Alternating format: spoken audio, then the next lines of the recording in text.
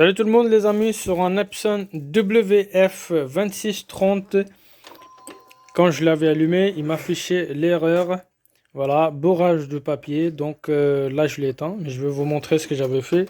Voilà ce qu'il y a le modèle Workforce WF2630. Alors, ce qui s'est passé exactement les amis, moi je m'en sers pas souvent l'imprimante, donc déjà cette patte là elle avait bougé, vous voyez cette patte là? Elle avait bougé, donc cette patte là, voilà, comme elle avait bougé, donc du coup ce qui fait que le détection de papier, voilà, ça c'est le détection de papier. Le détection de papier il ne fonctionnait pas, il était soulevé. C'est-à-dire que quand je mettais le papier, mon papier il se mettait pas au-dessus, il se mettait sur le côté. Et ce que je trouvais vachement bizarre, c'est que la patte qui permet de régler la taille des papiers A4 ou A3, cette patte là elle fonctionnait parfaitement, mais moi je pensais qu'il y a un truc qui va pas parce que je n'arrive pas à régler ça. Donc du coup ce qui s'est passé les amis, j'ai forcé un petit peu ici, d'accord, il y a un ressort à l'intérieur, je ne sais pas si vous le voyez, ce ressort là il est un petit peu sorti, ce qui fait qu'il a poussé la patte vers l'extérieur. Comme il a poussé là, du coup il s'est emboîté à son endroit exact. Ça c'est le machin qui détecte le papier, ça c'est un aimant magnétique. Donc, lorsque ce petit bout-là, le plastique, il sort de cet aimant, les radiations y passent, il détecte le papier parfaitement. Après, le deuxième machin qui m'a affiché le bourrage de papier, c'est ça, la tige noire, qu'on voit souvent, d'accord? Donc, la tige noire, c'était quoi? C'était ça, voilà les amis. Donc, regardez, elle devrait être emboîtée ici, qu'elle n'était pas emboîtée. À force d'imprimer, bah, ça a bougé. Là, peut-être qu'on peut voir. Donc là, je pense que vous arrivez à voir les amis. Donc du coup, ce que je voulais vous montrer, vous voyez cette tige là, voilà. Là, en dessus, elle n'était pas emboîtée dans le morceau qui est un aluminium. Donc, il y avait ça. Et plus de ça, vous voyez ce petit morceau là, voilà. Ça, il devrait être coincé à l'intérieur d'un aimant. L'aimant, il permet de passer la radiation. Donc, comme il n'était pas enclenché à l'intérieur, donc ce qui fait qu'il me affichait il me faisait avertissement de bourrage de papier. Donc, j'ai réussi à le mettre sur place. Voilà, cette tige-là.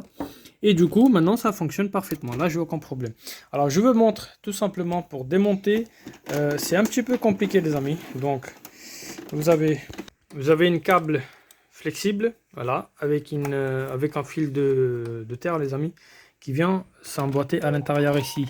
Et à cet endroit-là, il y a un aimant, pas un aimant, mais je peux dire plutôt un morceau magnétique. Il est juste là, voilà. Donc, ce qui fait qu'il était posé là, et ça se clipse. Une fois qu'il est clipsé, votre câble, vous la passez sous cette morceau-là. Voilà, une protection plastique, et puis la câble, vous la sortez là, et vous l'emboîtez facilement. Et ça, c'est deux tiges, c'est fait pour raccorder la file de terre. Après, alors avant tout, les amis, je peux vous montrer comment c'était posé. Donc, vous avez un morceau en plastique qui vient s'emboîter à cet endroit-là. Et ici, vous avez largement le jeu sur le plastique. Donc, du coup, il faut le faire comme ça. Et hop, c'est serré, et vous avez un vis ici. Ça, ici, vous avez un vis blanc, et ici, c'est l'emboîtement de partie de scanner que je l'ai démonté. Vous verrez, il y a un vis noir ici. Je vais vous montrer ça. Du coup, les amis, voilà, c'est ça que je voulais vous montrer. Vous voyez, j'ai réussi à passer la câble flexible sous le machin plastique. Donc, après, il faut la passer par un aimant. Voilà, et hop, une fois qu'il arrive là, juste là, il faut faire attention. Voilà. Et après, vous n'avez plus qu'à appuyer par là avec le doigt, et vous verrez que ça rentre pas. Il faut faire attention. Vous le mettez droit. Hop. Parce qu'il y a une mauvaise emboîtement, ça peut créer des problèmes.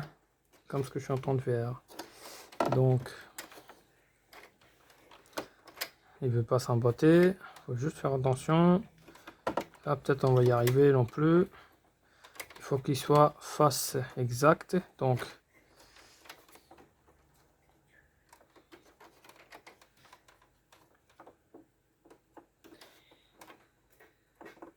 voilà, clic, et c'est fait. Donc du coup les amis, ce que je voulais vous montrer, c'est que là, on met notre morceau en plastique. Et de l'autre côté, ici, je tiens... J'ai un peu de jeu, donc ça ira. Une fois qu'il est posé, après les amis, ici il faut mettre un petit vis. C'est un vis cruciforme, donc voilà. Donc une fois que le cruciforme est serré les amis, le marceau qui se raccorde avec avec le châssis de scanner, ça vient se visser sur cette partie blanche. Donc je vous montre. Par contre ici il faut faire attention, je vais vous montrer comment vous raccorder.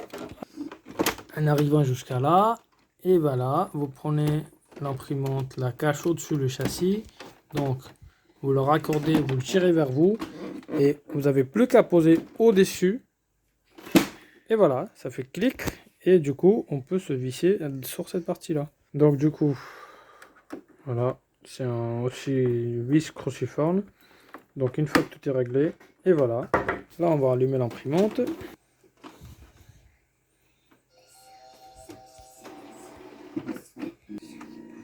Et voilà, là j'ai plus de notification de bourrage papier.